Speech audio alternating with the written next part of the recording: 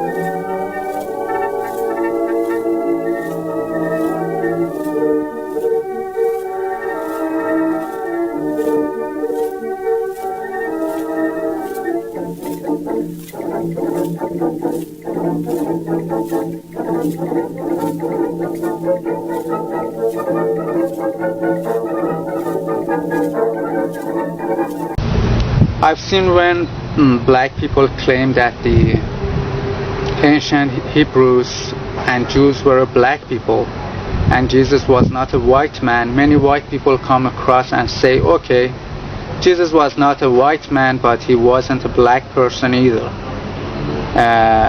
because he was from the Middle East, and therefore, according to them, he must have looked like Arabs.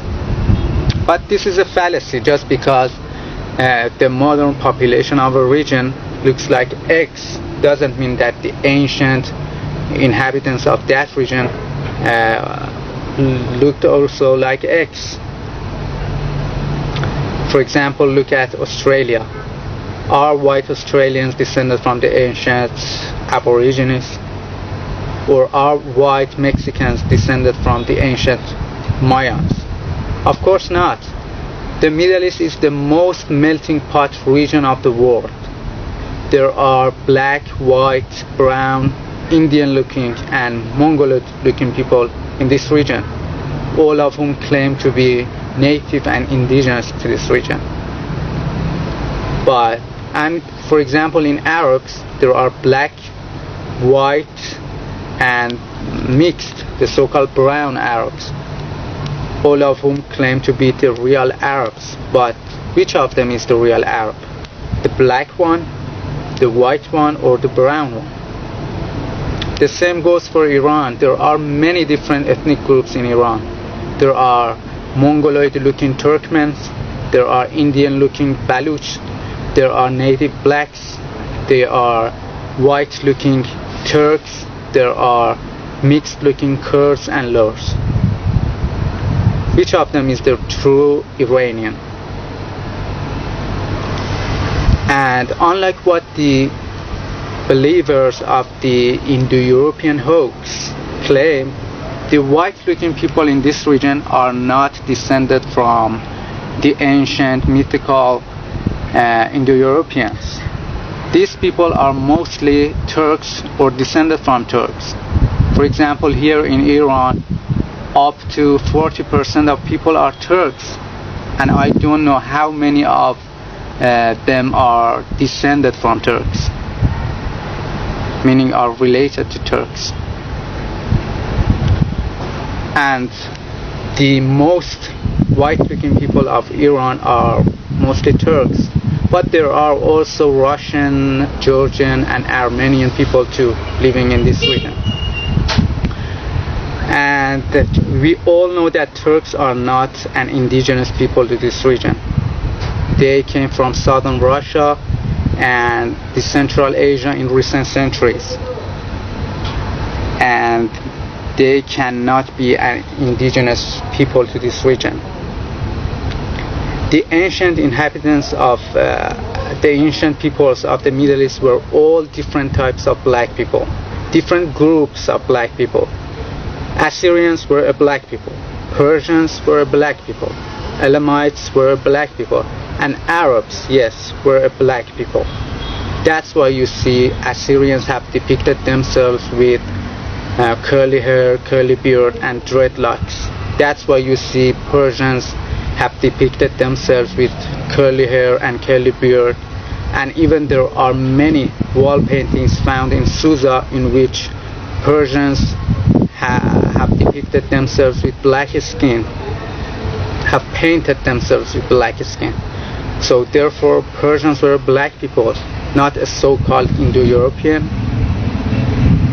And I believe that Persians, Assyrians, Arabs, and all of the ancient inhabitants of the Middle East were an Ethiopian type of people, the so-called Semitics, an Ethiopian type of people. People like the Somalis, like Ethiopians, like Eritreans, like Djiboutis, like dark-skinned Yemenis. You know, they weren't a white people. Why? Because the temperature here in this city goes up to 50 degrees Celsius in summers with a high intensity and a UV index of 12. White people cannot endure this heat. They cannot tolerate this heat. So they cannot be indigenous to this region. Because we semi-white looking people cannot stand this heat. We cannot go outside too much in summers. But how can white people be indigenous to this region? And I don't say this because I'm racist. As you can see, I'm not a black person, and I look mostly like whites than blacks. I just want to tell the truth that the ancient inhabitants of these regions, from Babylonians, Assyrians, Elamite, Persians, Jews, were all black. Please stop whitewashing history. And by black I don't mean the Bantu type of blacks or Khoisan type of blacks. They were an Ethiopian type of blacks, I think. The ancient peoples of the Middle East were all different types of black people, different groups of black people. Assyrians were a black people, Persians were a black people, Elamites were a black people, and Arabs, yes, were a black people. That's why you see Assyrians have depicted themselves with curly hair, curly beard, and dreadlocks. That's why you see Persians have depicted themselves with curly hair and curly beard. And even there are many wall paintings found in Susa in which Persians have depicted themselves with black skin, have painted themselves with black skin. So therefore Persians were black people, not a so-called Indo-European. And I believe that Persians, Assyrians, Arabs, and all of the ancient inhabitants of the Middle East were an Ethiopian type of people, the so-called Semitics, an Ethiopian type of people. The white-looking people in this region are not descended from the ancient mythical Indo-Europeans. These people are mostly Turks or descended from Turks. For example, here in Iran, up to 40% of people are Turks, and I don't know how many of them are descended from Turks, meaning are related to Turks. And the most white-looking people of Iran are mostly Turks, but there are also Russian, Georgian. Colonization of North Africa. The colonization of North Africa by various civilizations, including the Turks, Ottomans, Greeks, Romans, and Europeans, had a significant impact on the region's history, politics, and demography. The process of colonization was complex and multifaceted, and it involved a range of economic, political, and social factors.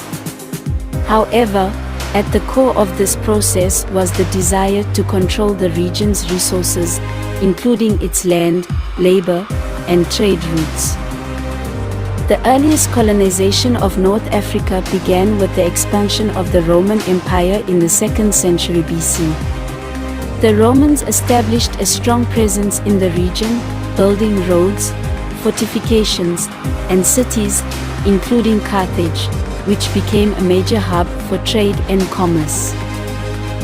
The Romans also introduced their language, culture, and religion to the region, which had a lasting impact on the local population. After the fall of the Roman Empire, the region experienced a period of instability, with various groups vying for control. The Byzantines, Arabs, and Berbers all played a role in shaping the region's history during this time. However, it was the arrival of the Turks and Ottomans in the 16th century that marked a new phase in the region's colonization.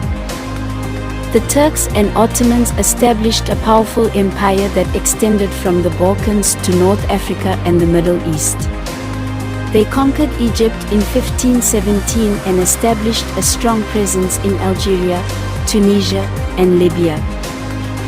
They introduced Islam to the region, which became the dominant religion, and established a complex system of governance, which included the use of local elites to maintain. European powers sought to control the region's resources, including its land, labor, and trade routes.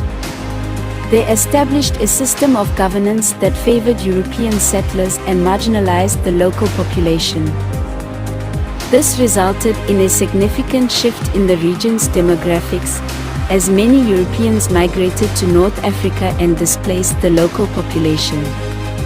The impact of colonization on the local population was particularly acute for Black Africans, who were often forced out of the region's fertile coastal areas and pushed into the desert or further south.